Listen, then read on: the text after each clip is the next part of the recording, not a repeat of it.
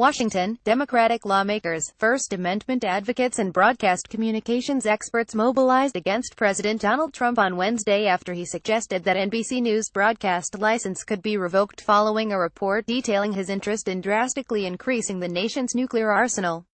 Trump lashed out at NBC News in two tweets that dismissed reports that he had asked for a nearly tenfold increase in the country's nuclear stockpile at a July meeting with top national security officials. After that meeting, Secretary of State Rex Tillerson called Trump a moron, three officials in the room told NBC News. "It is frankly disgusting the press is able to write whatever it wants to write," Trump later told reporters gathered in the Oval Office to cover his meeting with Canadian Prime Minister Justin Trudeau. Trump's suggestion that the government's power be used to challenge network broadcast licenses was met with condemnation but also confusion over a threat that seems to have little teeth. Networks do not have federal licenses, and broadcast communications experts say the president has few options to curtail even the individual affiliates that do have licenses. The FCC did not issue a response to the tweets, though one of its 5 commissioners took to Twitter to refute the president. "Not how it works," Jessica Rosenworcel posted with a link to the group's manual for licensing.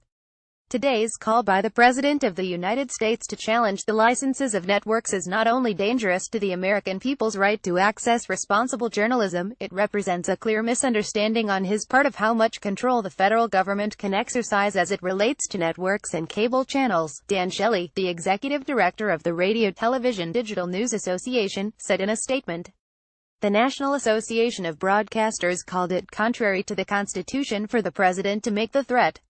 Sen. Ben Sasse, RNEB, took to Twitter to tell Trump his comments veered toward a violation of his oath to uphold the Constitution.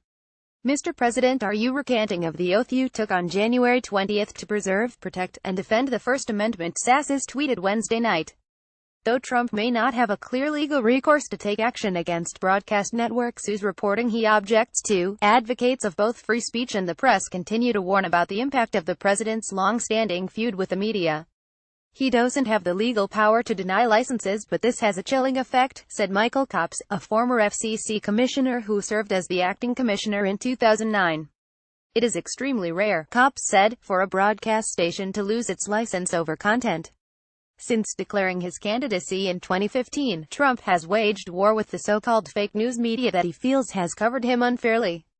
He has denied certain outlets access to his presidential rallies, and in February White House staffers blocked some reporters from attending briefings. His frequent spats continue to draw comparisons to President Richard Nixon's disdain for the media. And similar to Trump, Nixon seemed to have tried to revoke broadcast licenses for Washington Post co-owned TV stations amid the newspaper's coverage of Watergate. "I thought those days of intimidation with regard to trying to use the FCC as a political weapon were past," Copps said. Democratic lawmakers echoed the concerns of media advocacy groups, with Sen.